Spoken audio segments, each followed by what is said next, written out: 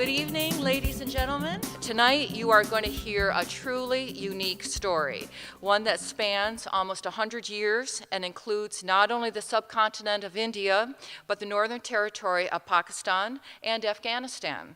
And this is all connected through two unique individuals who live right here in Traverse City. Professor Gandhi graced this stage in 2011, speaking to a sellout crowd then. We are delighted that he is back again this evening to share in the telling of this story and to give his perspective on the struggle for peace in today's world. He is accompanied by his wife, Usha, whom I'd like to recognize now. Can you? Yes, please.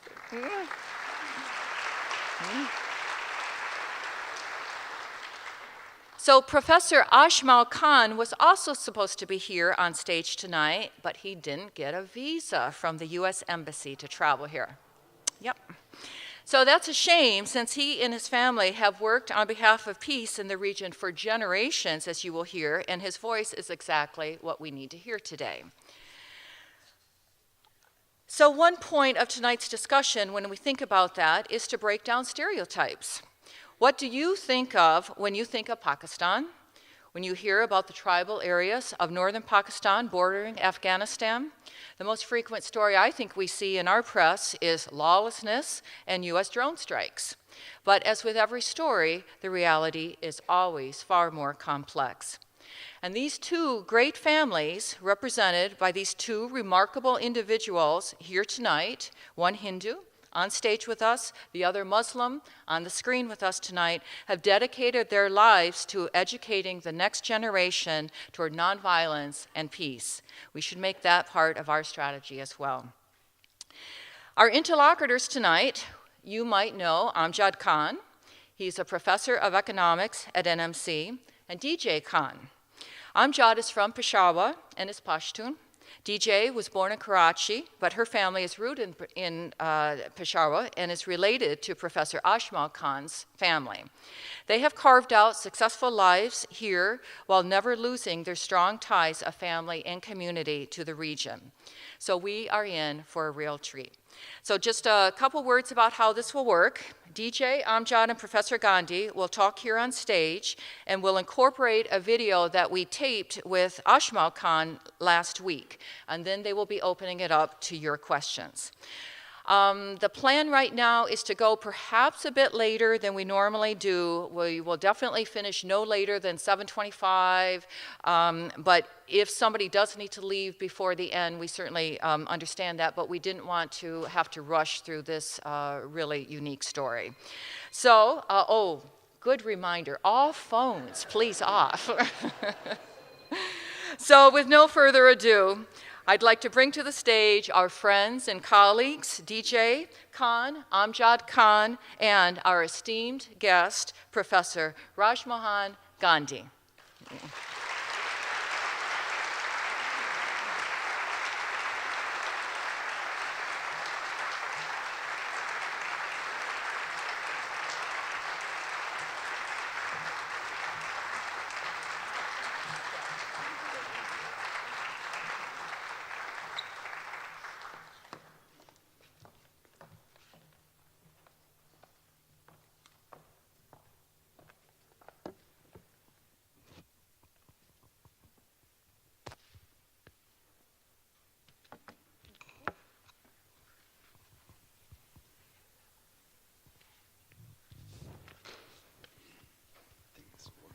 Can everybody hear me? Okay, good. So I would like to start this session with the message of His Holiness Pope Francis. He shared it on January 1st, 2017, while celebrating the 50th World Day of Peace. The decisive and consistent practice of nonviolence has produced impressive results. The achievements of Gandhi and Khan Abdul Ghaffar Khan in the liberation of India, and of Dr. Martin Luther King Jr. in combating racial discrimination will never be forgotten. I believe this message from Pope Francis constructs a bridge between three religions by focusing on the common goal of nonviolence. In the same way, the friendship that Gandhi and Khan Abdul Ghaffar Khan shared forged a bond that rose above cultural and religious differences. Gandhi and Ghaffar Khan shared a joint vision of a united India, and as such did not believe in the ideology of having a separate homeland for Muslims, which encouraged religious differences. Last night during dinner, Professor Gandhi shared a story with us from 1934, when Ghaffar Khan and Gandhi were together in Wardha in central India. At this occasion, they were witnessed exchanging reading glasses, signifying that they shared the same vision, not only in physical, but also spiritual terms. So a little bit about Khan Abdul Ghaffar Khan. Khan Abdul Ghaffar Khan started a secular, non-violent movement amongst the Pashtuns, also called Pathans, in 1929 by establishing a movement called Khudai Khidmatgar, servants of God. The Pashtuns, who reside in the northern part of Pakistan, around 30 million, and in parts of Afghanistan, around 15 million, have historically been described as bloodthirsty, belligerent, and fearless warriors. Most of the Taliban are Pashtuns. Ghaffar Khan was successful in turning these very Pashtuns into non-violent servants of God for a period of time. In his autobiography, Ghaffar Khan mentions a conversation between him and Gandhi, where he asks him if he was surprised that the Khudai Khidmatgar, the servants of God, had been one of his most disciplined and steadfast followers of nonviolence. Gandhi responded that he was not surprised at all, as nonviolence, as unarmed resistance, at least required as much courage as armed resistance. And the Pashtuns have a long history of courage. So what brings us all to the same stage today? A few years ago, it was Professor Gandhi's wish to gather the current descendants of Gandhi and Ghaffar Khan's families together in Panchgani, in Maharashtra, India. We unfortunately couldn't make that happen, but this stage is acting as our alternative. Professor Gandhi, of course, is Mahatma Gandhi's grandson.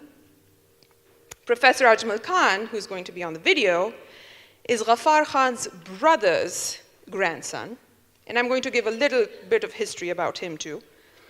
And I'm Ghaffar Khan's sister's great-granddaughter. Her name was Quresha. Abdul Jabbar Khan, who is Ghaffar Khan's brother, was widely known as Dr. Khan Sahib. He was a doctor by profession. He was the elder brother of Ghaffar Khan, and he was Ajmal Khan's grandfather. He was the chief minister of NWFP, now called Khyber Pakhtunkhwa. It's a province in northern Pakistan. And for three times, he was the chief minister of NWFP 3 times, and was also the first chief minister of West Pakistan, which is basically the current Pakistan. So through the presentation today, we want to give you a brief glimpse of how the descendants of these personalities are trying to promote peace in their own respective ways. And before we move on to the question-answer session, I would like to leave you with one of Ghaffar Khan's quotes. The present-day world can only survive the mass production of nuclear weapons through nonviolence. The world needs Gandhi's message of love and peace more today than it ever did before, if it doesn't want to wipe out civilization and humanity itself from Earth's surface. So now we move on to our question and answer session. So my first question for you, Raj Baba, is, as we've talked about it now, that both Gandhi and Ghaffar Khan practiced and promoted nonviolence, how were they similar and different in their approaches? Am I being heard? Before I try to respond to your very important question, allow me to both thank and congratulate International Affairs Forum here and Traverse City for showcasing the combined, intertwined, twinned legacy of Gandhi and Ghaffar Khan. It is a remarkable demonstration, very relevant for today's world, that somebody who is a Hindu and his family, somebody who is a Muslim and his family, are working together to promote peace in the world. And I am so happy that this evening we are showcasing this most welcome phenomenon.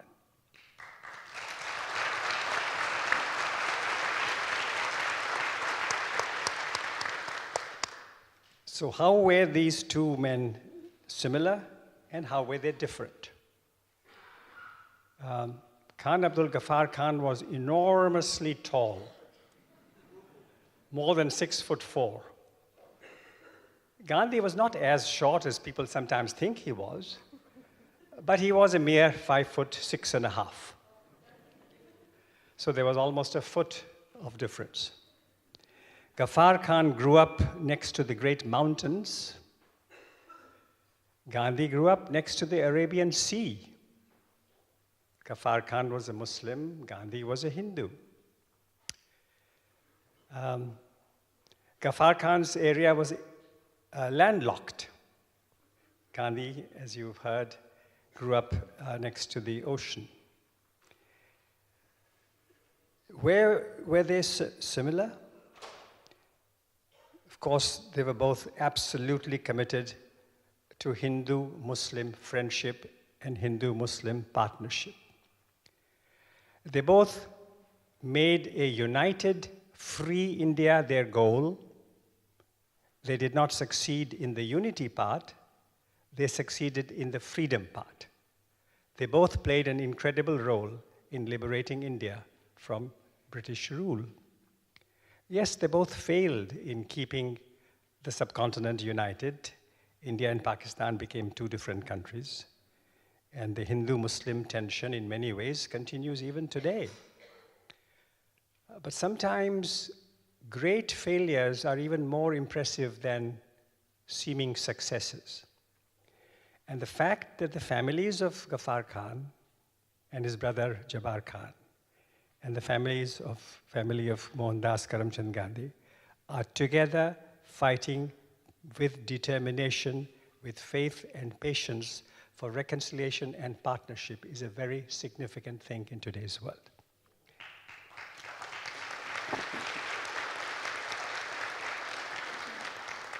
They were also similar in the attacks they faced. Gandhi was attacked as almost a Muslim. Oh, he is so friendly to Muslims. In fact, he's a Muslim. That was the argument used when he was assassinated in January 48. And Badshah Khan, by the way, Badshah Khan, which is not his first name, Badshah means king. Badshah Khan was loved by his people as a king.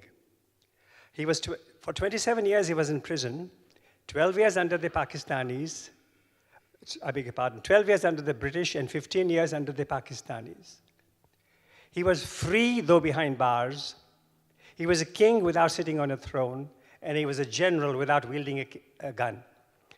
So this Badshah Khan again and again said, both in Pakistan and then for a few years when he was in exile in the 1960s in Afghanistan, he said, you know, they've told everybody I'm a Hindu. They've called me a Hindu. So Gandhi was called a Muslim and killed. And Badshah Khan was called a Hindu and virtually killed, character assassinated. But of course, like anyone throughout history who has courageously defied what was wrong and fought for what was necessary, they were of course vilified. that is another thing that, of course, makes them very similar. So I think I'll stop with that. Raj Baba, I just want to ask a question based on what you just said. Oh, I'm sorry.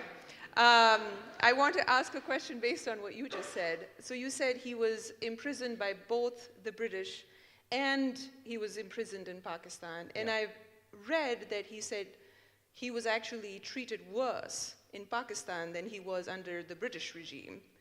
Have you, in your research, because Professor Gandhi has written a book about Ghaffar Khan as well, Bacha Khan. So in your research, did you find something related to that? Of course, of course, of course. True. I mean, imagine, we all rightly admire, are stirred by Nelson Mandela's incredible decades in prison. But think of Khan Abdul Ghaffar Khan, 27 years in prison. 12 under the British and 15 under the Pakistanis. And he was isolated, he was very badly treated, he was maligned, he was vilified, and given no opportunity to give his side of the story. Can you imagine? You are the uncrowned king of your people, and you are maligned day after day, and the press broadcasts all these horrible things about you, and you don't have a chance to say a word in reply? And your children and your associates, the people you have worked with and trained, they're also arrested. Their properties are seized. And yes, there was also physical deprivation amounting in some cases to torture. So Bacha Khan endured all this, and his faith never left him. He emerged from every imprisonment with a fresh resolve to continue his fight. And his fight for what? For Pashtun dignity, yes. For Hindu-Muslim friendship, yes. For India-Pakistan friendship, yes. It is for working for these goals that he was incarcerated. So we've talked about how they had this joint vision of a united India. How do you imagine the world would be different today if both of their dream of a united India had become a reality? What a relevant question, Durko. For one thing, neither India nor Pakistan would be a nuclear nation today. Imagine the subcontinent of India, the British India that was in 1947, continuing as a single nation with Bangladesh, today's Pakistan, today's India, all one nation, with a tremendous connection to the Middle East, the Islamic civilization to the West, and a tremendous connection to the Confucianist Buddhist civilization to the East. What a force that subcontinent would be in today's world. And of course, not only was the partition a very sad event, incidentally, I should clarify here. Recently, there was a debate by the Oxford University Union. The Oxford Union from time to time has debates on important historical questions. So there was a debate. The motion was, this House regrets the partition of India. They invited me to speak in that debate and asked me which side I would speak on. So I said, I will speak, and I will speak in favor of the motion. But of course, regretting partition does not mean you reject Pakistan. No, you're sorry that partition took place. But of course, today, India, Pakistan, Bangladesh are three different sovereign nations, and we must absolutely respect that. But when the partition occurred in 1947, it was also accompanied by a terrible carnage, and all of you are aware of that. That carnage would have been avoided. Hundreds of thousands of lives would have been saved. And a united India, Pakistan, Bangladesh would have demonstrated to humanity that Muslims and non-Muslims can live together in peace and friendship. What a fabulous demonstration that would have been for all of us. Raj Baba, so all of these people lived together for a good amount of time before the British got involved. And somehow, the British had the divide and rule policy. Is that something you think has attributed to the differences and then leading to partition? Yes, I think the British were responsible for some of the great divisions that then resulted in the actual physical partition of the subcontinent. But I'm not sure that we should give the British the entire credit for it. As one very well-known political figure called Maulana Muhammad Ali put it many decades ago, he said, we Indians, he was referring then India was one country, we Indians are always speaking of they divide and rule. He said, we divide and they rule. So along with the British, the people of India, the Hindus, the Muslims, the Sikhs, all of us had a role in the tragic partition of the subcontinent.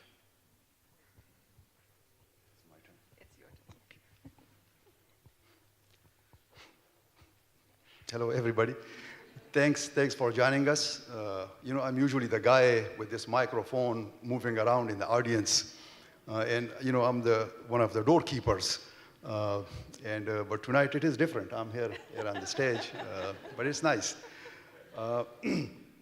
I would like to share with you, as you can see, my wife, DJ, and I are expecting our first baby and our last baby. Thank you. Thank you. The due date is June the 21st. So pretty soon, you guys in this great community that we have been a part of for the last 12 years, you guys will be seeing three Khans in the community instead of two. So also, I would like to thank Professor Gandhi to be here with us. It is, of course, our great honor to have you here with us. The first time we invited him to Traverse City, it was 7 or 8 years ago. It took us 3 years, and it took me almost 60 to 70 emails in order to secure and get him here to Traverse City. So this time around, it didn't take that long for us. But thank you very much for being with us. And of course, thank you very much, Mrs. Gandhi, to be with us tonight too. And in fact, they are here with us today, and tomorrow, Professor Gandhi will be having a discussion with the high school students, and then they will be here with us over the weekend, and will be leaving on Sunday. So my next question is my question. So Raj Baba, your family has long been connected with efforts towards peace. How is that going today? Well, efforts for peace today in the world, how are they going? Well, we all know that in recent years, somehow, all across the world, there has been an increase in the rhetoric of, and perhaps even the reality of, ill will, malice, even hatred. These forces have existed all the time, but they never had the sanction of people who were ruling nations. Today, sadly, in many parts of the world, including, I have to admit, India, from the highest seats of power in the nation, a rhetoric of ill will, divisiveness, polarization is taking place, which is blocking the efforts for peace in the world. But we only have to look at Ghaffar Khan's 27 years in prison and Gandhi's lifelong dedication to what he believed in, to know that these discouraging signs are part of life. They're a painful part of life. They delay many of our hopes and dreams. but they are short-term realities. They are not the realities of tomorrow or the day after tomorrow. So we recognize these divisive trends in the world today, which trends that make the task of peacemakers, those who want civility in the world, tolerance in the world, harder. But it makes us, all of us, the rest of us, work and fight even harder. Thank you. My next question is, as a part of your everyday life, you interact with the younger generation in both India and Pakistan. Is the younger generation, in your opinion, committed to promoting peace in that region? I was mentioning the event at the Oxford Union the other day. It was just a few weeks ago this year. And at the end of the debate, by the way, people spoke in favor of the motion, regretting the partition. Others spoke opposed to that idea and said the partition should be defended. There was a vote, and those who were for regretting the partition, they won. It was a clear victory for. At the end of this discussion, some young students from Oxford came up to speak to me. And there was a young woman whose face was vaguely familiar. I said to her, "What is your name?" "Malala Yousafzai," she said. She is a student in Oxford now. She's 18 or 19. So she's a young person, and she represents the youth of the world. And I was mentioning to DJ and Amjad earlier on this visit, in India, not in Pakistan, in India, the Khudai Khidmatgars that Khan Abdul Ghaffar Khan started in 1929 has found a new birth in India. There is a flourishing Khudai Khidmatgar movement in India led by young Muslims and young Hindus of Indian nationality. And there are other instances like that, and I'm sure it's true here too. Yes, the young ones are battling away spiritedly, courageously, often against heavy odds, and frankly, often risking not just criticism, not just slander. At times, they risk, being killed. But they're willing, they're courageous, as Malala has shown. They're courageous. Thank you. I think the next part is. So now we will probably switch over to the video portion of the session today, and we will hear Amjad interviewing Professor Ajmal Khan, and he will share his story with us. Thank you.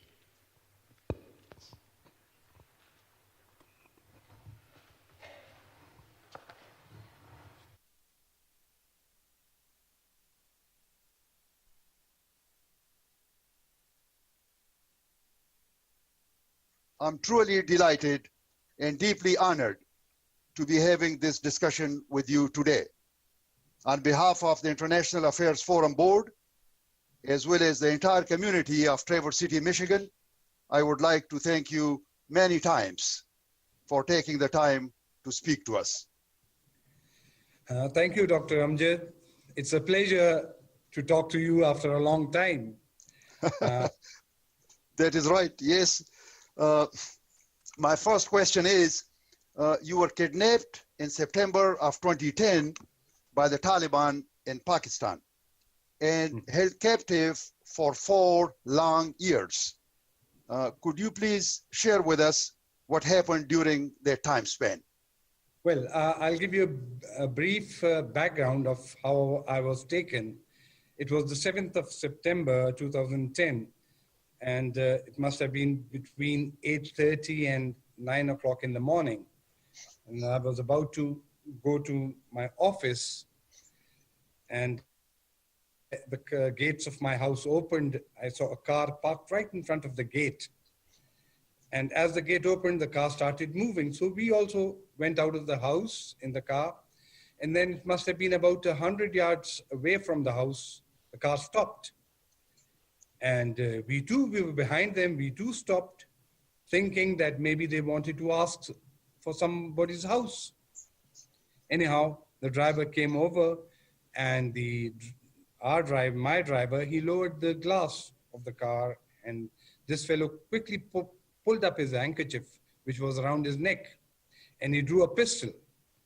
And he asked the driver, he said, go to the rear seat where I was sitting. And when I looked at the left side of the car, I saw another gentleman, another person. He too had a handkerchief around his face and too had a pistol in his hand. And when I looked towards the back, we were covered from all four sides. There were four men with fully armed, and they just opened the doors. And two of them sat with me, and the driver came to the rear seat, and two in front, and we drove off. And it was hardly a split-second time that I noticed a prick in my leg. And when I looked at it, this fellow, he just pulled out the syringe. I saw the syringe.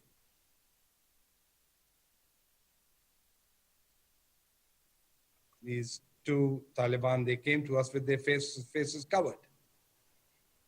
And they started asking questions, and they introduced themselves. They said that we are Taliban. And I said, well, why have you picked me up? And they said that, well, we had got orders from the top. We were given two names. One was yours and one was Mia Iftikhar, the then information minister of Khyber Pakhtunkhwa. And he said, first we tried to get him, but since he was a minister and he had a lot of security with him, therefore it was difficult to get him. And when we looked at you, you were a very easy prey. So we got hold of you. Anyhow, then they questioned me, they asked me about my property and all sorts of things. And at the time when they were leaving, they chained us. And they went out. And it was after half an hour, one of them came back. He opened the door and came in and started apologizing. And I said, what is the matter? He told me that, well, we are sorry, we should not have chained you. I said, well, it doesn't make any difference whether you chained me or not. And he said, no, we should not have chained you. And he opened the chain and he said, don't mind, the driver will have the chains. I said, I don't mind it even if I'm chained. Anyhow. To interfere, but Hakimullah is, he was the leader or the top leader of the Taliban. And he was the Amir, as they called him, the head of the Taliban, Pakistan Taliban movement. Okay. He was the head at that time. He was made the head after Baitullah was killed. And then it was Hakimullah. So when I was kidnapped, Hakimullah was there in jail. Okay. So what is your purpose? What are you trying? What do you want to do? And he said that nothing more than to bring Sharia, the Islamic law in the country. That is what we want. And he said, if the government announces it today, we will throw our weapons, we will surrender, and we will support the government. But until and unless that is done, we will fight them. And the other question that I asked him was, why were they against women education? And he replied, he said, no, we are not against women education, but we are against co-education. And I told him, well, I said that, well, we have a university, I have a university, but there is a proper dress code in our university. If we can have proper dress codes for male and female, that they are fully covered, so what's the harm? He said, well, initially that could be okay.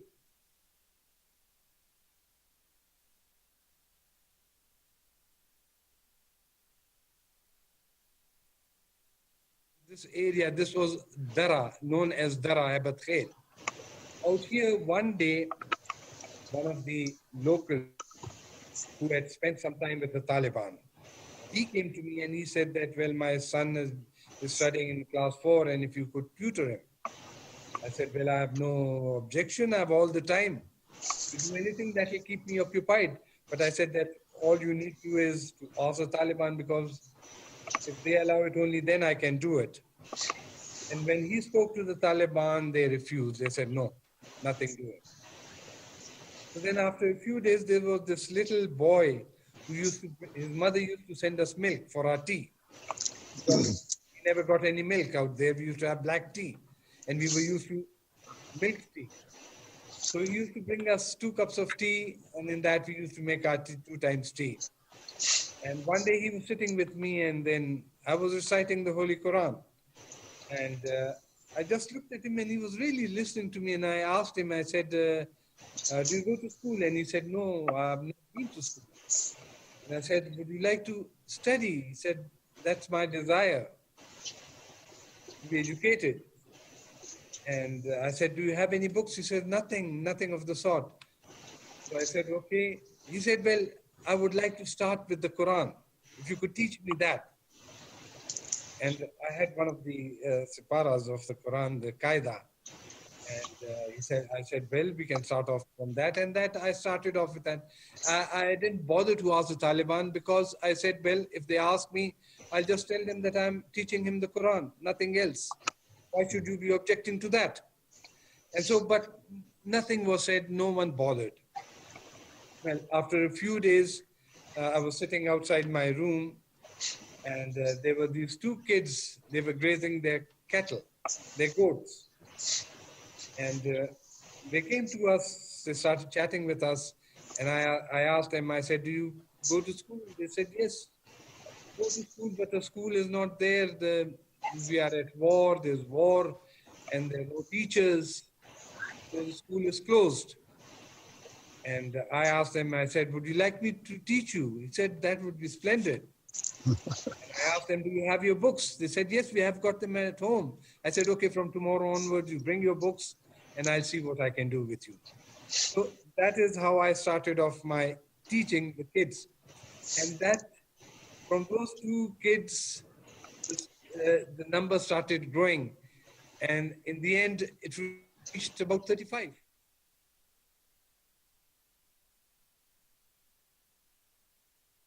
Who have political objectives, some people who are running drugs, some people, I mean, is it really a variety of kind of interests? It is. That is one of the questions I asked when one of their leaders he had come to visit me, and we were sitting talking away, and he said that, well, all sorts of people have joined us, and the drug traffickers, those who kidnap people, and all sorts of things. And I said, well, what is the number? And he said, well, they must be about 80% of our Taliban consists of them. Mm-hmm. And only 15 to 20 or even less than 20% would be the real people who would be working for the religious, from the religion point of view. Mm-hmm. Mm-hmm. So I asked him a question. I said, well, the fight is for the chair at Islamabad. Mean that is your aim. You would like to reach Islamabad and capture that. And I said, well, let's suppose that you are successful and you do get Islamabad. What happens then? I said, 80% of your people are those who are involved in different kind of activities. Mm-hmm. Mm-hmm. That are contrary to what you require, what you say. Yeah. Or are you going to run the affairs? Right. And then he didn't know how to answer that. Right. It just becomes almost a habit, doesn't it? That this is what you do with your life, but there's not really an end goal in terms of something coherent, something, Exactly. No, not at all. Yeah. So what we think of when we think of you in that area, we just think of sheer lawlessness. But then I hear that Amjad goes back and visits family, and it's wonderful. And so I think if you can somehow convey what the reality is, that will be really helpful for audiences. Well, the picture that is painted outside, it is not that bad. And these blasts and killings, they become a daily routine. Yeah. Now, for the past 2 years, things have really improved a lot. or I would say 2, 3 or 4 years now. It's improved a lot once the army started taking action. And they were all pushed out. All of them are mostly gone. The situation here in Pakistan has tremendously improved. We are in 2018, almost 4 years after your release. How has the incident impacted your life? Well, not much difference, because I'm the sort of a person that I don't think about what has passed in the past. I normally don't go over it again, something which is not very nice and this thing of which you can think. Yes. So I don't think much of it. Yes, I do think about those people out there that, there was no education, they were really backward, very poor people, a lot of poverty.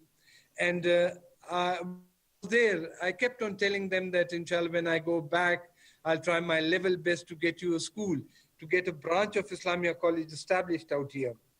And when I came back, I did work on it. In fact, I was working on this prior to my abduction. What I had planned was I was trying to open campuses of Islamia College in all the agencies, the tribal belt of Pakistan, the 7 agencies.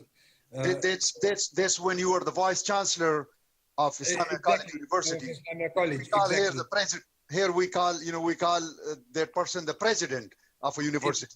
Yes, when I was the vice chancellor, and in fact, chancellor of that university. In fact, I had started it off in the Kurma agency. I went there, I got a place, and we had advertised the admissions and everything. But then it was just before my abduction, a month before my abduction, I had visited there. We had advertised the admissions, and I was trying to hire faculty for that place. And when I was abducted, that whole thing just collapsed. Nothing happened. It wasn't taken further.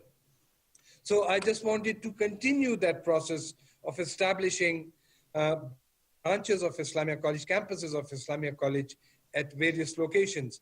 And starting off with Kurma, I said I would go to Waziristan because I'd spent my almost 4 years out there. So I said in return to the locals, I should give them something. But unfortunately, I prepared the plan and everything.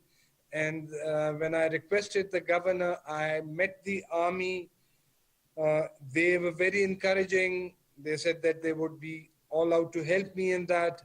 But when I requested the governor, who's the chancellor of the university, when I approached him for a presentation, he flatly refused. He says, there's no need, you just concentrate on Islamia College out here. So that it completely the whole thing just fizzled out. And I wasn't able to do much. And now I'm trying to request the present Vice Chancellor to do something about that so that that thing is continued. I don't know whether he'll be able to do it or not, but I, on my own, cannot do anything now. Okay, my next question is, the US has been at war with the Taliban since 2001.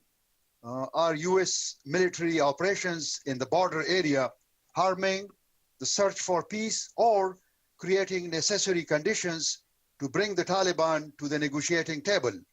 What concessions would have to be made to the Taliban to ensure they would stay in a national government?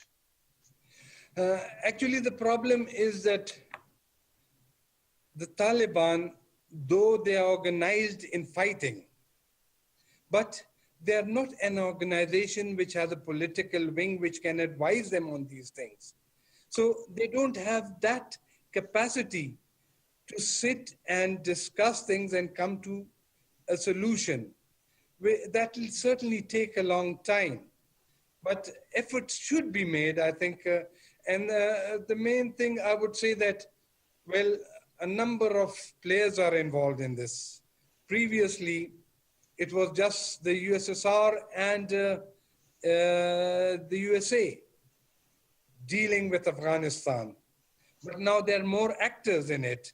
China has come in, India wants to play its role, Iran wants to play its role, the US is already there, Russia too is there. Ajmal Khan. So it's a game in which a number of players have started interfering. And now each one is trying to gain their ends from this. So it is a difficult situation at this moment. But then again, I think the main two players in this would be Pakistan and India. Now, Pakistan certainly would not like to have India's influence in that place, which would be to the extent that Pakistan is ignored.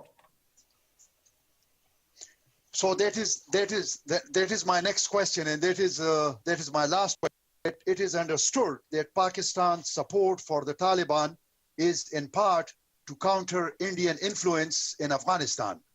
How then does this affect the search for a negotiated solution? Well, I think on this, as I already said, the two main players are Pakistan and India.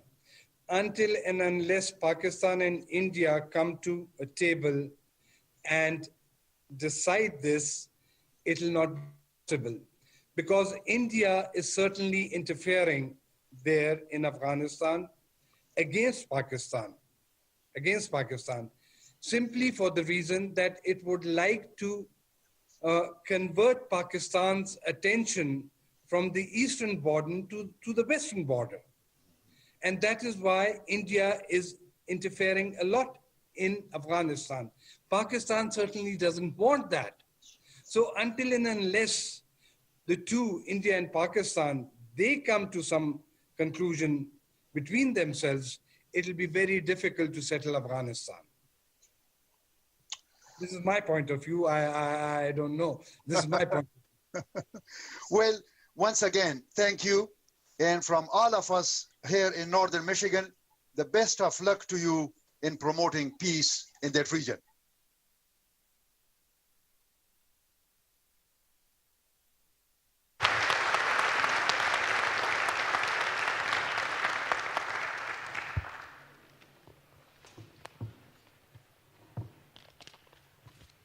Okay.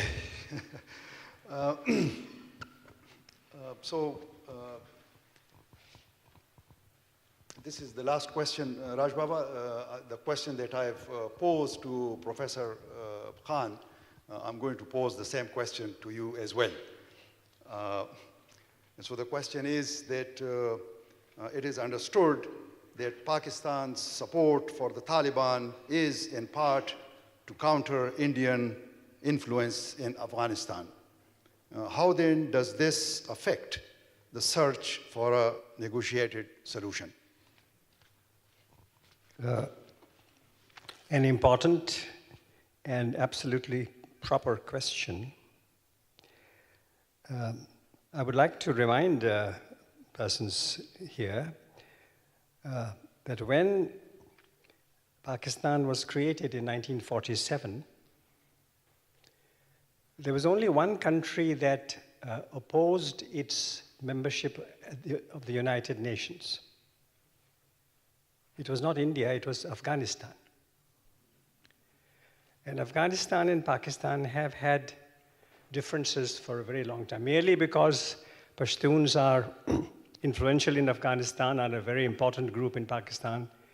Merely because Afghanistan is a Muslim country, Pakistan is a Muslim country, does not mean that these two countries have perfect relations.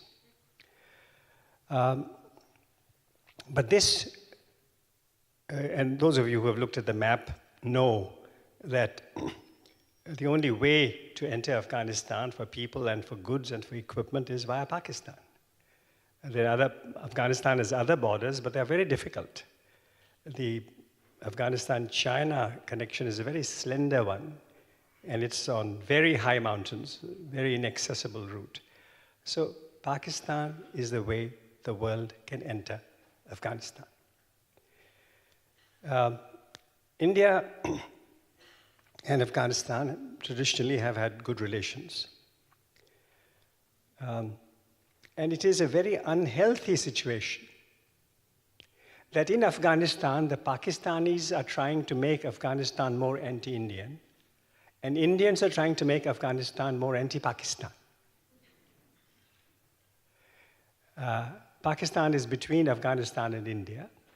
India can't have physical access to Afghanistan without Pakistan's friendship. You know, I'll give you an analogy, perhaps is not a very good one, but it may give some idea of the peculiarity, almost the bizarre nature of this situation. Supposing the Canadians and people in the United States were to work very actively in Mexico, the Canadians saying to the Mexicans, really your enemy is the United States. And the United States saying to the Mexicans, really your enemy is Canada. And both countries investing money and resources and agents and propaganda in that exercise. So something similar like that is unfortunately happening in Afghanistan. Indians and Pakistanis trying to make Afghanistan hostile either to India or to Pakistan. So as Ajmal Khan said, the only way out is for Indians and Pakistanis to settle their differences. That, of course, is a very easy thing to do. But it is the only thing that will work, no matter how difficult. So what Gandhi tried, what Ghaffar Khan tried in the 40s, 30s, between the Hindus and Muslims of the subcontinent, between India and Pakistan, is something we must all keep trying until we win success. Absolutely, that is the only way to go. It is a very difficult way to go, but it's the only way.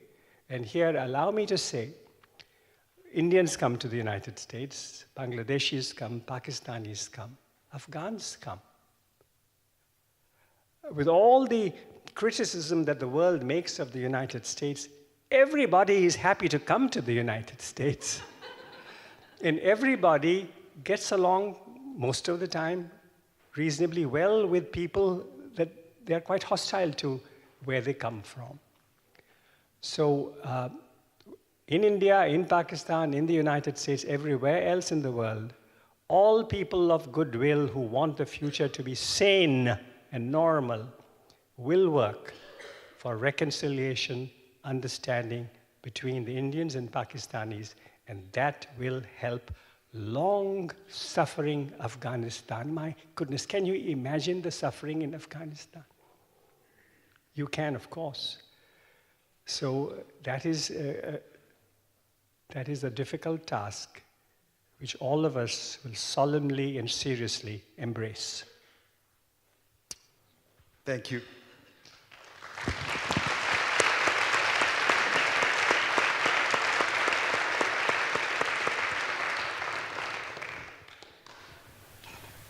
And I believe... I think we are going to start having the audience ask questions. Thank you. You can't talk about differences between India and Pakistan without saying a few words about the problem of Kashmir. So could you do that? Well, thank you for asking me an easy question to begin with.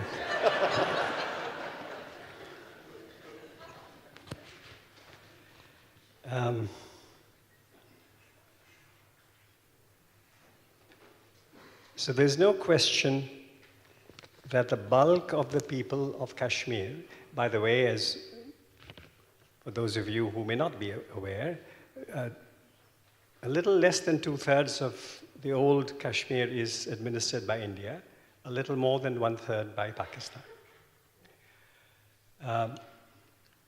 There is every evidence that a great majority of the people of Indian-administered Kashmir are not very happy to be administered by India.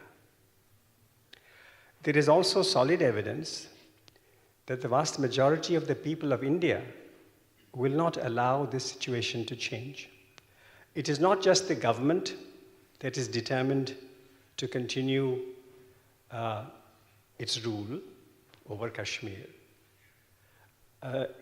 As things stand today, because of the ill will of which I spoke earlier, the negative attitudes which are widely prevalent in many parts of the world, including in India and Pakistan, the people of India would not forgive any government that dramatically changes India's policy over Kashmir. So that is where you are stuck. Of course, if those who are fighting for a change in Kashmir's political situation were to adopt Badshah Khan's methods and Gandhi's methods, non-violent methods, yes, we want full rights, but we will fight for them non-violently. That might be one way of changing Indian public opinion. But as of now, things may change. Things do change in history. As of now, the Indian public opinion will not allow a government to change its basic view of Kashmir. So the result is great suffering. The people of Kashmir are very unhappy. They protest, they object. Often the response from the Indian authorities, the Indian security forces, is not as wise as it should be, is not as restrained as it could be. It is provocative at times, and it is cruel at times. And this makes the situation very difficult. But here are some aspects of a very tragic reality of Kashmir today.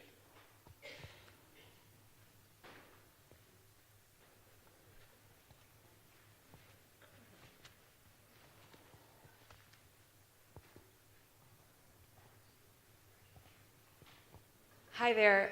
First of all, I want to thank you so much for coming tonight, and it means a lot to have you come to the community and share your experience and knowledge. And also, thank you so much for bringing all of the experience of your ancestors so you can inspire the next generations. And along that lines, how do young people today practice nonviolence and unity in our current landscape? Repeat the last sentence again, please? How do young people in our current landscape practice nonviolence and unity?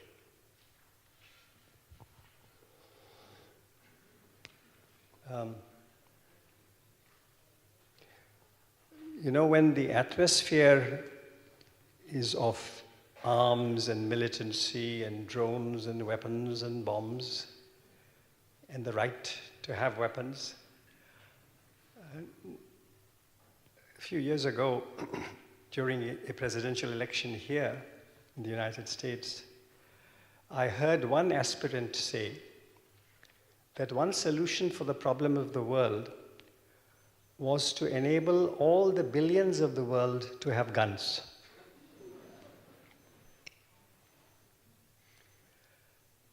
It's a very interesting plan. It would certainly bring some handsome profits to some industries. Whether it would bring peace to humanity is less sure. So this is the atmosphere in which many young people grow. But, my goodness, we all know from the young people that we encounter all the time that there's so many who are absolutely not impressed by that, who are hungry for change. Of course, the environment stirs them very much, but they also want tolerance. They want people of all kinds to live together. They have this experience, especially in this amazing country, of people of all kinds somehow managing to live together. And so there is this potential, there is the possibility. And it will become an actuality, of course it will. Absolutely, that's where the arc of history ultimately points. But how we get the young people to seize this opportunity, to turn potential into reality, is something that a mere biographer and historian cannot recommend. This is where artists are needed, filmmakers are needed, creative people are needed. Please invite such people and seek solutions from them.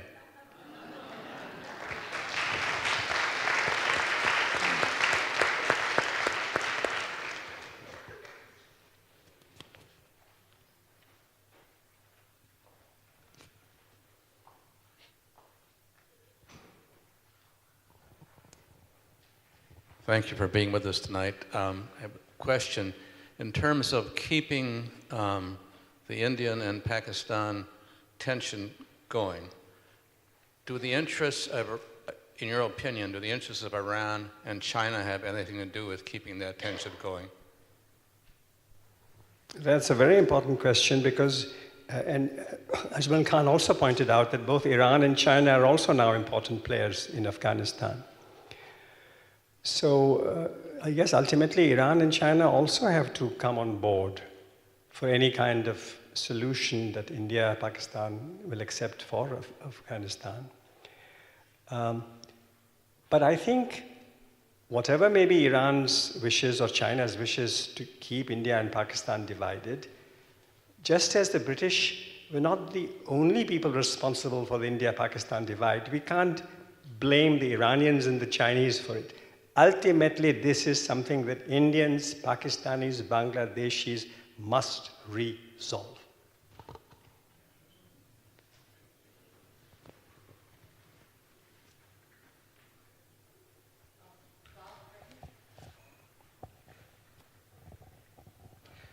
Let me ask while that microphone is moving, what strikes me about what we've heard tonight is how little has been said about the religious gap between the Hindus and the Muslims. That what I'm hearing is a political problem that isn't so fundamental, but I'm wondering if I'm getting the wrong impression.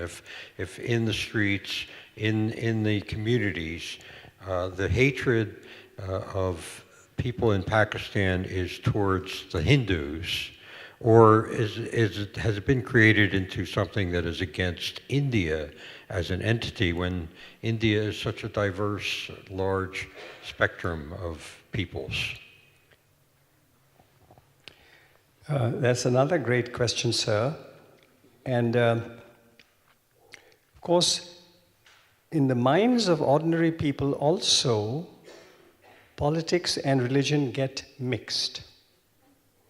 The average person who is talking or even raising slogans or shouting passionately against some group or the other is not always very clear whether he is attacking a national power or a religion, both in Pakistan and in India.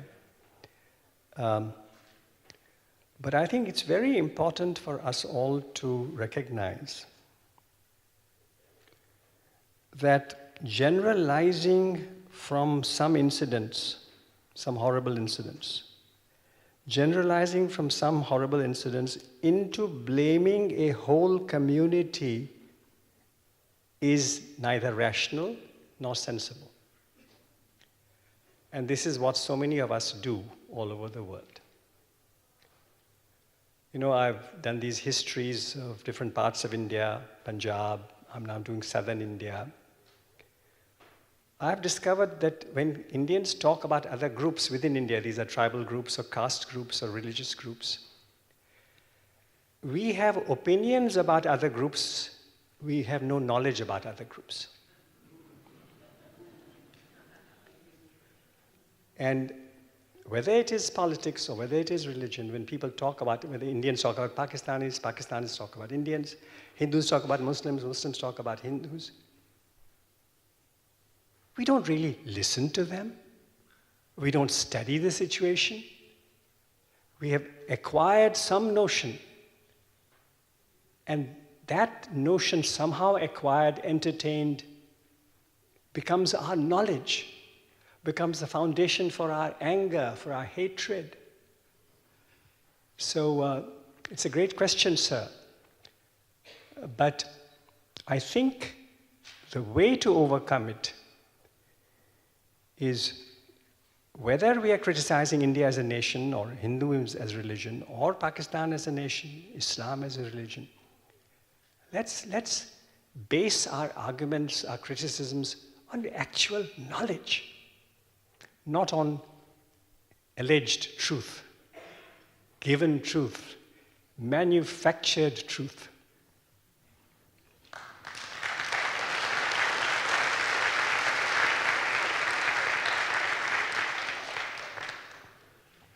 as I recall, since I was alive at the time, not all of the people who moved from India because they wanted a Muslim state went west. Many of them went east to what was called East Pakistan, now Bangladesh. Why is it that we don't hear about a lot of tension or anger and so forth, or issues between India and Bangladesh as we do between India and Pakistan? It would seem from the religious point of view, you would have the same potential for conflict. Thank you, sir, for a very interesting and important question. Before I attempt to answer it, let me point out that when partition occurred in 1947,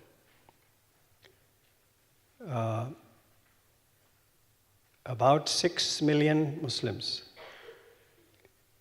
went from northern India, mostly Punjab state, to Pakistan. And roughly the same number of non-Muslims, Hindus and Sikhs, left Pakistan and came to India. Very few Muslims went from India to Bangladesh. And the vast majority of Indian Muslims stayed where they were. This is very important to remember. The vast majority of Muslims of India stayed where they were. It was a very significant number that left, just as a very significant number of non-Muslims left Pakistan and came to India. So that is one thing to remember. India now has nearly 200 million Muslims. Almost 2/3 of the entire population of the United States is the number of the Muslims that live in today's India, excluding Pakistan, excluding Bangladesh. Now, you are quite right, sir, that the world does not hear so much of tension between Bangladesh and India. But unfortunately, even that tension does exist. There is a good deal of work that needs to be done between India and Bangladesh. Many people in Bangladesh are working very hard for this, and so are quite a few in India. But let us not imagine that all the problems of that part of the world are confined either to Kashmir or to the Northwest Frontier Province or to Pakistan or to India. Bangladesh too has some very serious challenges. By the way, in all these countries, as in many other parts of the world, there is an attempt to target vulnerable groups, minority groups. And sometimes they are targeted in a violent manner. In Bangladesh, although Bangladesh, by the way, has witnessed some amazing progress in recent years in terms of education, population control, health. The record of Bangladesh has been very, very impressive indeed. The world needs to know this. But it's also true that as in India and as in Pakistan, as in Myanmar, sometimes minorities in Bangladesh are also targeted. Rationalists and agnostics are targeted. So it's important. Thank you for raising this, because Bangladesh has a population of, I think, about 170 million, if I'm not mistaken, or more. So it's a very important part of the world. Gandhi, I hope you will answer this question. From where you sit and observe, how would you define, what do you think about American foreign policy toward Pakistan and India? It would help us to see what your perspective would be. When you first said, I hope you'll answer the question, I thought you were going to ask me a very difficult question. So, America's foreign policy towards India and Pakistan should be to promote real friendship among the people of India and Pakistan. Leaders, yes, very important. But above all, the people of India and the people of Pakistan must get to know each other and befriend each other. You know, today's tragedy is, just as this good man, Ajmal Khan, could not get a visa to come to the United States, although he spoke so powerfully in that video, Pakistanis and Indians can't cross this border. All they have to do is to walk across, but they're not allowed to. In many cases, people have relatives living across the border, but they're not allowed to. And so the United States must encourage both India and Pakistan to relax their visa rules to begin with, to allow some contact, some conversation, some dialogue. Meanwhile, the people of Indian and Pakistani origin living in the United States in hundreds of thousands should be encouraged to talk to each other, to know each other, so that they acquire knowledge in addition to consolidating their opinions. And of course, if it were possible, through United States diplomatic pressure, to actually arrive at some kind of solution to the political problems, to the nuclear issue, to the Kashmir issue, that'll be phenomenal. But those are very tough goals if we know the realities today.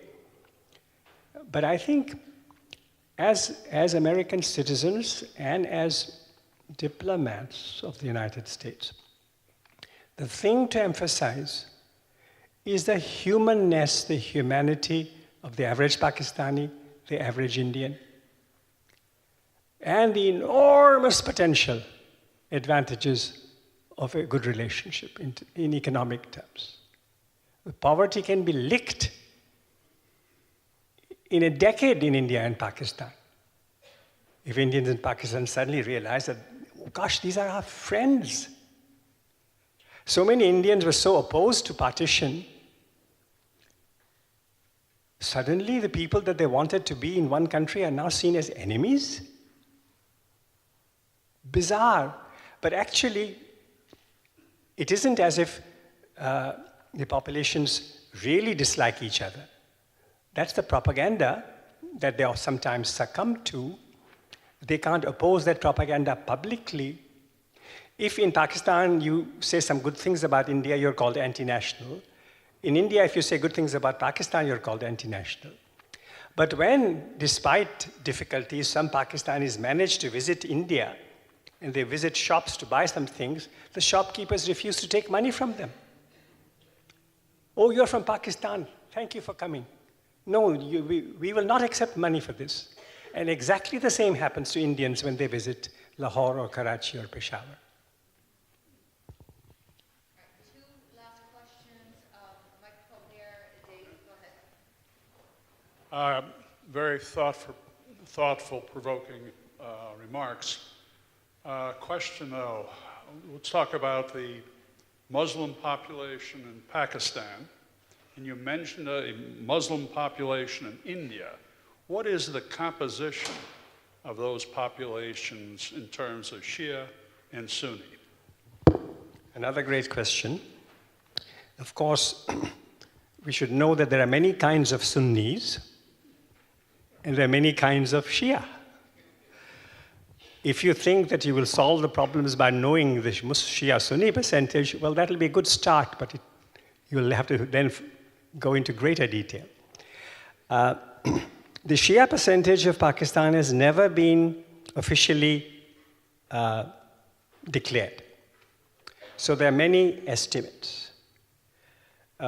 My guess would be that about 15 to 20% of all of Pakistan might be Shia. And possibly a similar percentage, maybe somewhat smaller, in India. But these are very rough guesses. It's also important to know that both in Pakistan and India, the Shia percentage in Bangladesh is a good deal smaller, much smaller, but there are some Shia in Bangladesh too. But many Shia in India and many Shia in Pakistan are highly placed. They are professors, they're doctors, they're professionals. They're in the media, they're in law. Incidentally, the man who is the creator of Pakistan, Jinnah, was a Shia, but a Shia of a particular kind. Yeah, that's the beginning of an answer to your question.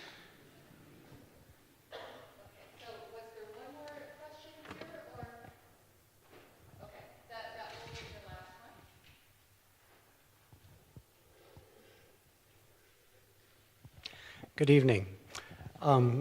As you're aware, in the 19th century, the British moved substantial numbers of South Asians around the world to work in their plantations.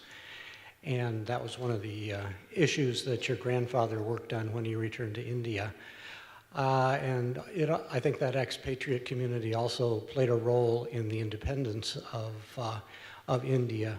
I wonder if you could comment on the relationships between Muslims and Hindus in places as diverse as Fiji and Trinidad and other parts of the Indian diaspora. Very important question. To be honest, I don't know the latest position of the Hindu-Muslim relationship in Fiji or in Trinidad, but those are very important areas. But when you mention the Indians who are living all over the world, that is what I want to speak of very briefly. Despite the great problems we have mentioned, which exist in India, Pakistan, Bangladesh, the reality that there are so many millions of people of Indian, Pakistani, Bangladeshi origin in all parts of the world, including the United States, Western Hemisphere, Africa, Australia, many places. This is something very positive for the future of the world. And I do feel in the long run, and may this long run not be so long, in the long run, the experience of people of Indian, Pakistani, Bangladeshi origin as they live all over the world and see that there are so many societies where people manage to live together despite different backgrounds, ethnic, caste, religious backgrounds, that this would be a very great encouragement to the resolution of these old problems of that part of the world. So I am very glad that you have mentioned, and as I was saying just the other day to friends, or today to friends, if you watch US television and major problems of American politics or American economy or American health are being discussed, very often the person who's explaining America to Americans is somebody of Indian origin.